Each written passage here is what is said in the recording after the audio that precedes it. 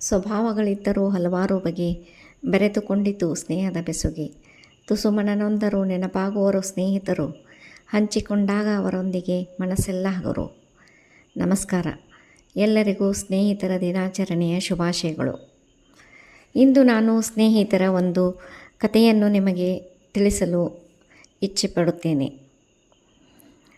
ಆತ ಮುರುಕುಮನೆಯ ವರಾಂಡದಲ್ಲಿ ಚಿಂತಿತನಾಗಿ ಕುಳಿತಿದ್ದ. ಅಮ್ಮನಿಗೆ ಔಷಧ ತರುವ ಬಗ್ಗೆ ಆಲೋಚಿಸುತ್ತಿದ್ದ. ಅವನಿಗೆ ಸ್ವಲ್ಪ ಹಣದ ಅವಶ್ಯಕತೆ ಇತ್ತು. ಮನೆಯ ಪಕ್ಕದ ಟೆಲಿಫೋನ್ ಬೂತ್ನಿಂದ ಗೆಳೆಯನಿಗೆ ಫೋನ್ ಮಾಡಿದ. ಔಷಧಿಗೆ ಹಣ ಬೇಕಾಗಿದೆ, ಸಾಲ ಕೊಡ್ತೀಯಾ ಎಂದು ಕೇಳಿದ.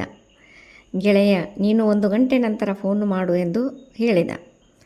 ಈತ 1 ಗಂಟೆಯ ನಂತರ ಫೋನ್ ಮಾಡಿದಾಗ ಫೋನ್ ಸ್ವಿಚ್ ಆಫ್ ಬಂದಿತು. ಮತ್ತೆ ಮಾಡಿದಾಗಲೂ ಸ್ವಿಚ್ ಆಫ್ ಬಂದಿತು. ಮನಸ್ಸಿಗೆ ಬೇಸರವಾಯಿತು. ಇಲ್ಲದಿದ್ದರೆ ಇಲ್ಲ ಅನ್ನಬಹುದಾಗಿತ್ತು. ಆಸೆ ಹುಟ್ಟಿಸಿದ್ದಾರೋ ಏಕೆ ಎಂದು ಕೋಪಗೊಂಡ. ಸಂಜೆ ತನಕ ಸುತ್ತಾಡಿ ಏನೂ ಪ್ರಯೋಜನ ಆಗದೆ ಮನೆಗೆ ಬಂದ. ಅಮ್ಮನ ಕೋಣೆಗೆ ಹೋದ. ಅಮ್ಮ ನಕ್ಕರು. ಟೇಬಲ್ ಮೇಲೆ ಔಷಧಿಗಳು, ಹಣ್ಣು ಹಂಪಲುಗಳು ಕಾಣಿಸಿದವು. ತಂಗಿಯನ್ನು ಕೇಳಿದ, ಇದನ್ನೆಲ್ಲ ಯಾರು ತಂದದ್ದು?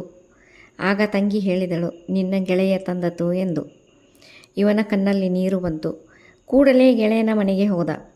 ನಿನಗೆಷ್ಟು ಫೋನು ಮಾಡಿದೆ, ನಿನ್ನ ಫೋನ್ ಸ್ವಿಚ್ ಆಫ್ ಬರುತ್ತಿತ್ತು ಎಂದ.